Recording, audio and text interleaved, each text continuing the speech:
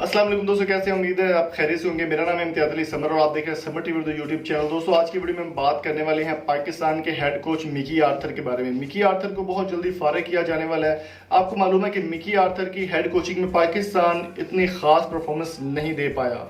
जब भी कोई पाकिस्तान मैच हारता है, सरफराज की हो या फिर कोई प्लेयर परफॉर्म ना करो, तो मिकी आर्थर को तनकीद का निशाना बनाया जाता है। और मिकी आर्थर को अब सुनने में ये आ रहा है कि मिकी आर्थर को फारिग किया जा चुका है और मिकी आर्थर अब आपको किसी भी मैच में हेड कोचिंग करते हुए नजर नहीं आ रहे। बहुत सारे चेंजेस किए गए हैं पाकिस्तानी टीम में पीसीबी की जानिब से, और आईसीसी ने भी इस बात की तस्दीक कर दी है कि पीसीबी को खुली इजाजत है कि वो अपने चेंजेस कर सकती है, अपने रूल चेंज कर सकती है, अपने players, head coach, bowling coach या फिर बैटिंग कोच भी चेंज कर सकती है।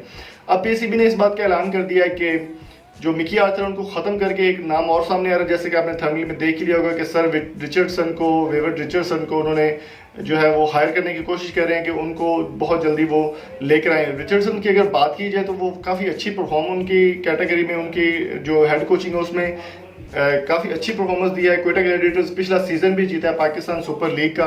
तो अभी रिचर्डसन से रब्ता जब किया गया तो उन्होंने कहा जी मैं पाकिस्तान के लिए मैं हाजिर हूँ, मुझे वैसे भी पाकिस्तान से बहुत मोहब्बत है, अगर मैं पाकिस्तान की खिदमत कर सकूँ या पाकिस्तान के काम आ सकूँ तो ये मेरे लिए एक ऑनर की बात होगी। रिचर्डसन अभी देखना ये होगा कि वो कब पाकिस्तानी टीम को ज्वाइन करते हैं और कब वो अपनी खिदमत पाकिस्तानी टीम के लिए वक्फ करते हैं।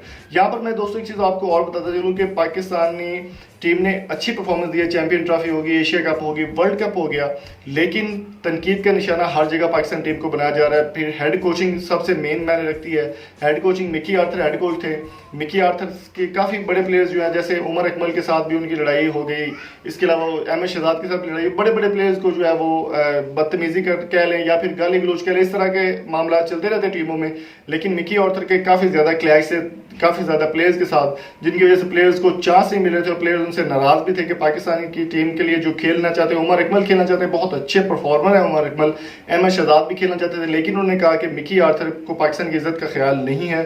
मिकी आर्थर को अब सुनने में ये आ रहा है कि पीसीबी उनको फारिग कर रही है और रिचर्डसन के साथ रब्ता करने की कोशिश में है। तो देखते हैं जी क्या बनता है।